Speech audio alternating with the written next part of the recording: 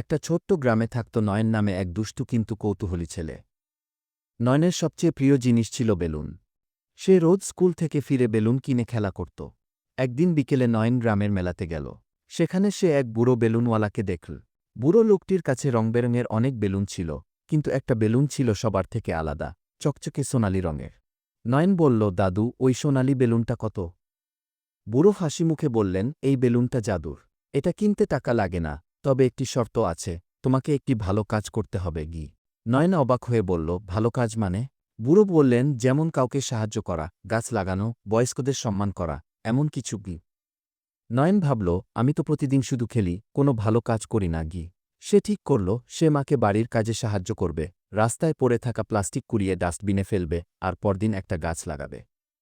3 দিন পর নয়ন আবার মেলায় গেল। বুড়ো বেলুনওয়ালা হাসলেন, তুমি ভালো কাজ করেছ? নয়ন মাথা নেড়ে বলল, হ্যাঁ, আমি চেষ্টা করেছি গি। বুড়ো বললেন, তোমার পুরস্কার, জাদুর বেলুন। নয়ন খুশি হয়ে বেলুনটি নিল। হঠাৎ বেলুনটা বাতাসে উঠতে লাগল এবং নয়নকে বলল, নয়ন, তুমি একজন সত্যিকারের ভালো ছেলে। নিজের কাজ কখনো ফেলে রাখো না, আর সবসময় ভালোবাসা ছড়িয়ে দাও। নয়ন অবাক, তুমি কথা বলতে পারো?